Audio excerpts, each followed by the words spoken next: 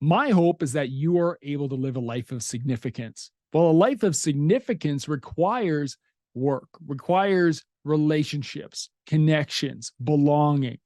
And so today we're diving into pillar number 2 of the Fatherhood 360 framework, the framework we use in the Dads Making a Difference Mastermind to help you become a dad making a difference. Pillar number 2, fostering effective and strong relationships, will be the key to moving forward in your home with your kids, in your marriage with your wife, in business, and in your community.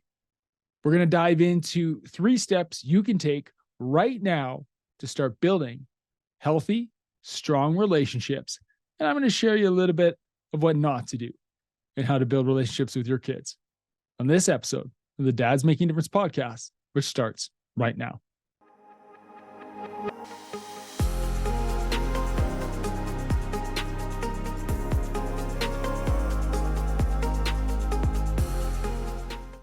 Hello, my friend. Welcome to the Dads Making a Difference podcast. My name is Cam. I'm your host. And today I'm eager to dive into pillar number 2 of the Dads Making a Difference Mastermind.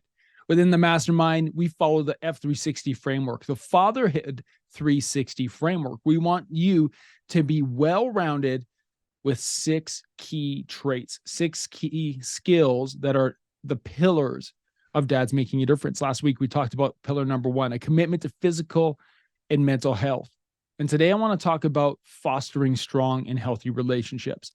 The reason we started last week with physical and mental health is because if you're not well, you can't take care of others. If you're not well, you will not be able to succeed in other areas of your life.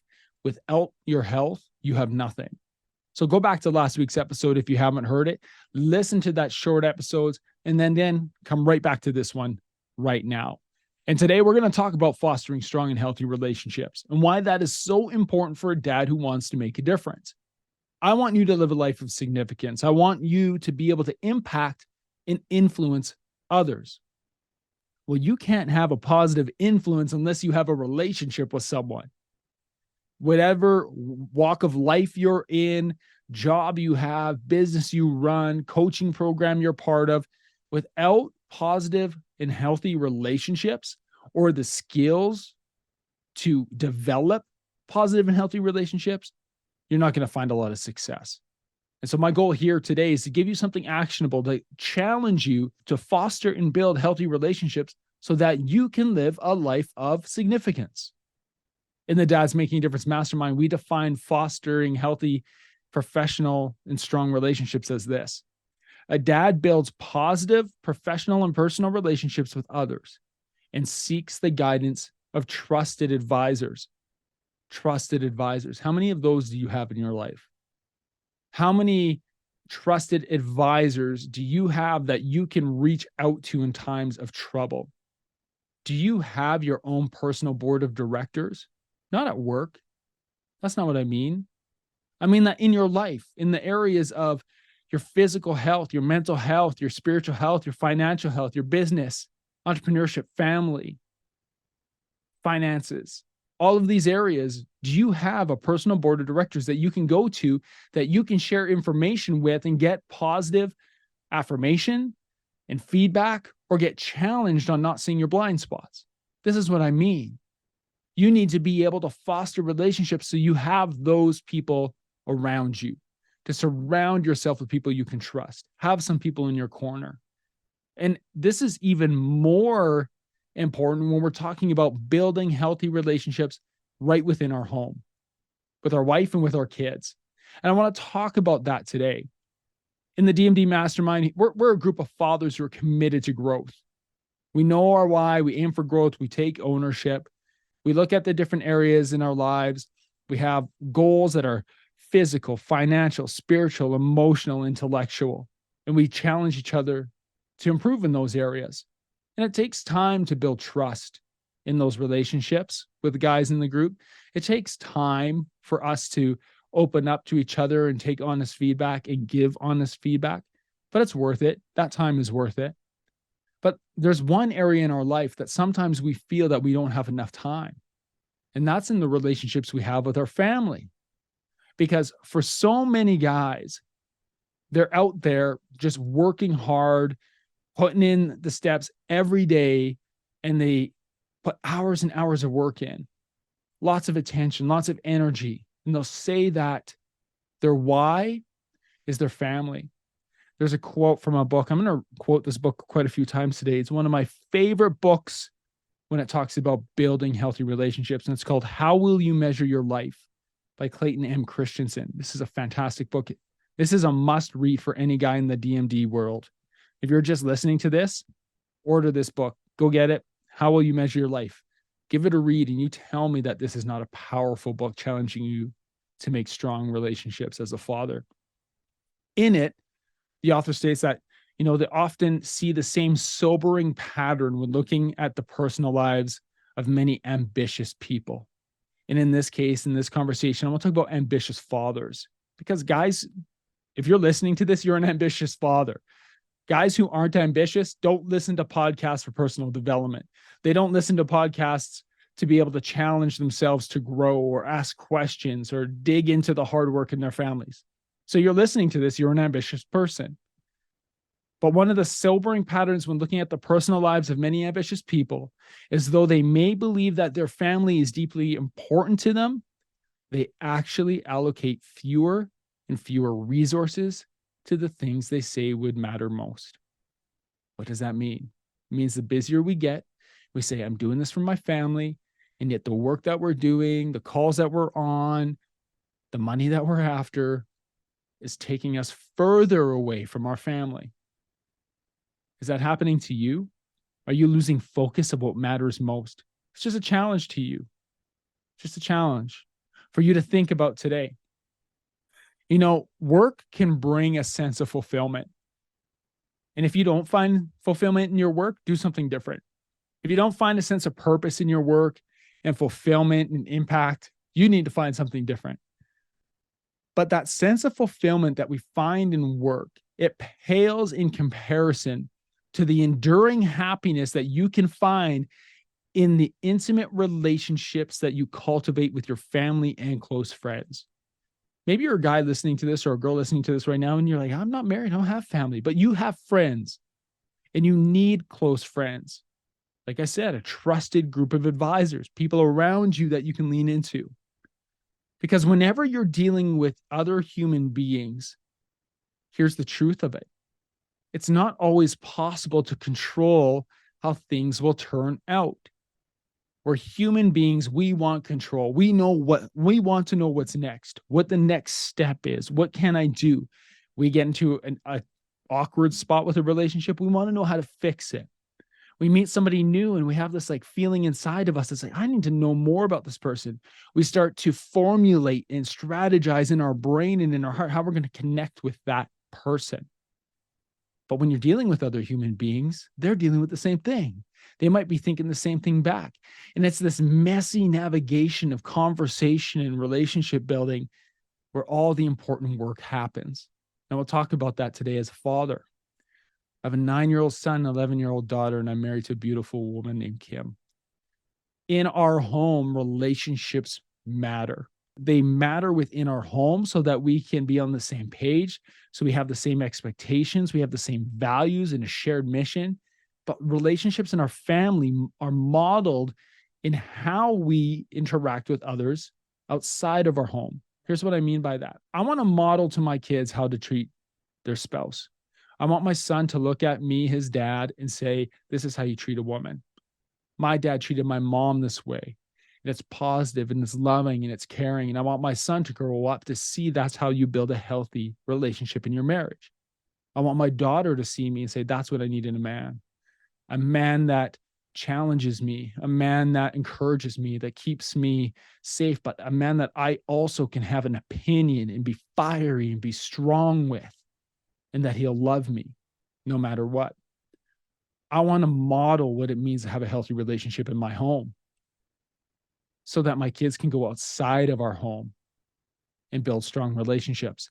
In our house, I've shared this on a podcast before. Somebody asked me about this recently. It's kind of cool that it's come back up. But in our home, we have our own family mission statement. And it's up above the door as you're going in and out of our home. And all it says is love beyond these walls. Because we love within these walls, that's easy. Well, it's not easy. Simple, but not easy, right? We love each other within these walls. I want my family, I want myself to be able to love others outside of these walls, beyond these walls. So we're navigating conversations and building relationships through a filter of love and acceptance and understanding and seeking understanding. Love doesn't mean you have to agree with everything. Let's not get that confused. Love does not mean you always have to be in agreement. Love just means that you're showing compassion and empathy towards others. And so we have this family mission statement. And I want my kids to grow to love other people. Now, even when you are armed with an abundance of love and good intentions, it is a complicated world. And our kids have access to ideas from friends, from other family members, from media, social media, the internet, wherever. And even the most determined fathers, I'm a pretty determined dad, even the most determined fathers will still find it impossible to control all the variables of these influences. And so instead of trying to control these influences, I need to be very mindful in the relationships that I'm building with my family in the times where everything seems okay. The most important time to build and nurture and foster healthy relationships is when they don't appear necessary, when everything seems to be okay. It's really easy to go into reaction mode when something negative happens and reach out to somebody to comfort them, to be with them, to challenge them, to affirm them. That's easy. When something happens and we can respond or react, we can do that. The hard work is in how do you foster effective relationships when you're like, hey, everything's going okay. I don't need to work on this relationship right now. So my challenge to you is work on relationships even in the good times.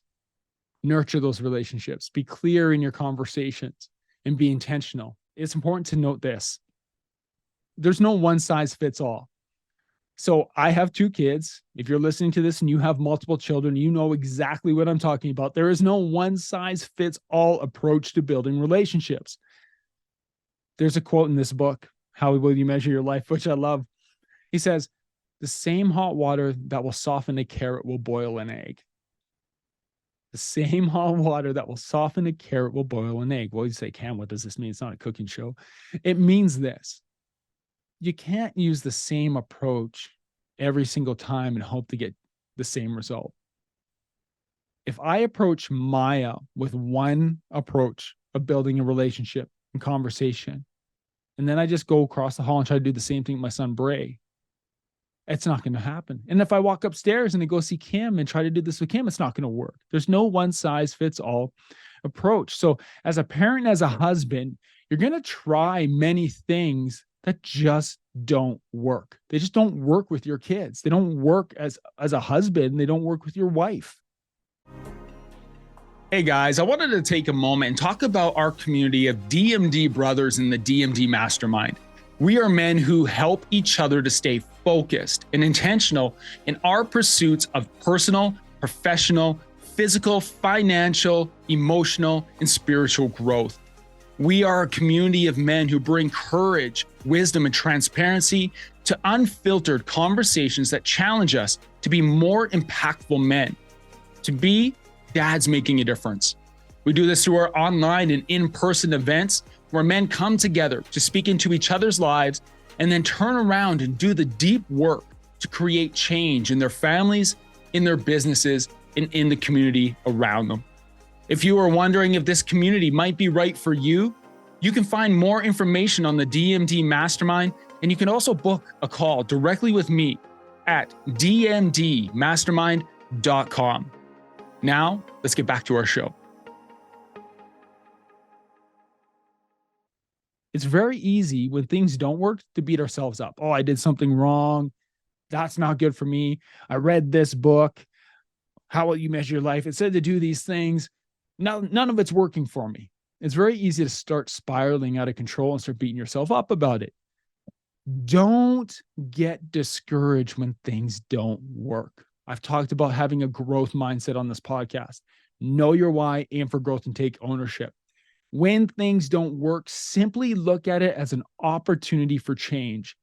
That you now know that this strategy doesn't work in building a relationship in your home. When you go to work, and you're in your workplace and you're interacting with multiple people, you don't interact with everyone the same way. And if you're anything like me and you work in a dynamic world, in a dynamic environment with competing viewpoints and perspectives, you are going to walk into a conversation where you have to be very mindful of how you respond and know that one size does not fit all, that you're going to be able to take a step back, be an encouragement, and really support others. So here's the key. Don't look at something that doesn't work as a failure. Instead, view it as an opportunity to learn something new, learn something that didn't work so you can change it next time. You know, many of us in business and entrepreneurship, we have different tools that we'll use. Leadership, quality standards. We have leadership styles, communication styles, conversation styles. And so some of us in business and entrepreneurship will use these tools in our businesses to help manage people instead of connect with people. Are you guilty of managing your relationships instead of connecting through your relationships? I want you to use a lens of connection, of belonging, of empathy before management. Even if you're at work and your title literally says manager, I want you to walk into every conversation and relationship that you're building with a lens of empathy. But some of these skills that we use at work, we can't use in our home. Clayton Christensen says in the book, you cannot fire your kids for not being a cultural fit, right? There's times that as a dad, it would be okay to have a little leave of absence, right? But you can't fire your kids for not being a cultural fit. You don't get to choose how they're wired. And as much as you want to sometimes, you can't change them. I recently listened to a fantastic episode on the Ed Milet's podcast. Go check it out. But he talks about nature versus nurture. And he says a line in there that I loved, and I wrote it down. And he said, it's not nature versus nurture. You need to nurture the nature. Nurture the nature. See where your kids excel. Get to know them. Get to know the people around you. See where their strengths are, where their giftedness is. And then you need to nurture that. Don't nurture based on your own perspective, and don't nurture relationships based on your own strengths. Look for strengths in others. So many times as a dad, we will enter into conversations with our kids or with our wife or with people outside of our home, and we will bring our own strengths as the filter. Well, I'm good at communication. I'm good at listening. I'm good at managing. I'm good at numbers. And we will use those strengths as the filter for our conversation, especially if we are in charge of other people in a work capacity. Don't do that. Be aware of the other strengths in someone else's life. Be aware of the other person's strengths and giftedness. And if you can do that, you'll be able to build stronger relationships. Now, if you want to be a good spouse or a good friend, then you need to be able and willing to do some hard work. And here's the hard work. The hard work is putting in the intention of building and nurturing strong relationships when it seems that those relationships are doing fine, where they don't need work, where they don't need nurturing, where everything's going smoothly. That is the most important time to do the work. Don't put it off until something happens. It's very easy to react or to respond. Instead, do the work when it appears it doesn't need to be done. By doing this, you're going to build strong and healthy relationships. I genuinely believe that relationships with family and close friends are the greatest source of happiness in our life. I really do. Think about the best memories and moments you've had. How many of those have been by yourself? Hopefully not many. I believe the power of mentors in our life, from men who've been there and done that, men who've made mistakes, men who have navigated the complexities of life, maybe a few years above us or ahead of us. I think seeking guidance from those mentors is such a powerful practice. It sounds simple, but like any important investment, relationships need constant and consistent attention and care. Don't let it go. Reach out to mentors. Build relationships and emphasize your relationships with family and close friends. Second, your family and friends rarely shout the loudest to demand your attention. You ever thought about that? When people are demanding your attention, what does that look like? I know what it looks like for me at work. It's somebody who interrupts a phone call or a meeting or bangs on the door or walks in during a video call or something like that. And sometimes that's needed. There's an emergency and people need my attention. But often when people need attention in a work environment, they're loud and they'll say something or they'll do something and we'll know. But our family and our friends rarely shout the loudest when they need your attention. They love you. They want to support you. They support your career, your ambitions, maybe your idea for a business. But don't be eager to move your attention away from those people. What I mean is they love you and they want to support you, but don't neglect them. Just because they're supportive of you, don't neglect them. So here is just a takeaway that I want to leave with you. And I've said a lot about relationships, and I hope this has made sense to you. The key to building strong relationships is this, which I also believe is the key to becoming a dad making a difference. But the key to building strong relationships is empathy. A deep understanding of what problems other people are dealing with, an understanding of the perspectives of others, the problems they're trying to solve, and what they're going through. Be a learner, not a knower. Enter into conversations and interactions in relationships as a learner, not a knower. Seek understanding, ask questions, have empathy. We go into relationships thinking about what we want often, and we prioritize what we want from a relationship rather than what's important for the other person. So don't fall into that trap. Think about the other person. Yes, what you want is important. What you need is important. I get that. But whether you're building a relationship with your kids or building a relationship with your spouse or with coworkers, I want you to take a step back and be a learner. I want you to have empathy. I want you to think about where the other person is coming from and to dive into that. And when you are a man who seeks the guidance of trusted advisors, also know that you can enter into that as a learner, that you don't have to come into that as a knower, knowing the answers. And if you're blessed enough to be a trusted advisor, someone that other men go to, hey, take a step back. See where you sit as in a point of privilege where somebody will trust you enough to ask you questions. And it's okay to answer a question with a question, to seek more information, to seek more understanding, to get a better picture of what's really going on. Hey, don't be a taker, be a giver.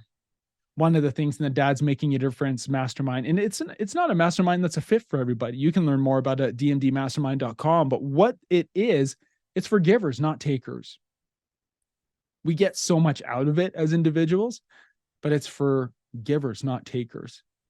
Takers are not welcome in our community. Come in, take information, swoop out. We want men who are really committed to helping you grow. And so to do that, we need to change our perspective from being a taker to a giver in a powerful way so we can build powerful and deep relationships. All right. One last quote before we shut down for today. And I read this, and it's in this book, How Will You Measure Your Life? And it's a challenge to you before we move into our next pillar next week. Next week, our pillar number 3 is a commitment to growth. And to bridge the gap between today, fostering strong and healthy relationships, and next week's commitment to growth, I want to leave you with this. If the decisions you make about where you invest your blood, your sweat, your tears, and your attention are not consistent with the person, the dad, that you aspire to be, you'll never become that person. If the decisions you make about where you invest your blood, your sweat, your tears, your attention are not consistent with the person that you aspire to be, you will never become that person. Building strong relationships is key. That is a key skill, a foundational pillar in you becoming a dad making a difference. My friend, I appreciate you. I'm glad that you're here. Check us out on YouTube. If you're on YouTube, hit that subscribe and like. Also, if you're listening to the podcast here on your favorite podcast platform, share this episode with someone who needs to hear it. And if you want to know if the Dad's Making Difference Mastermind is a fit for you, you can book a call with me, callwithcam.com, or go to dmdmastermind.com. And I look forward to connecting. Until next week, my friend, go out there and be a dad making a difference.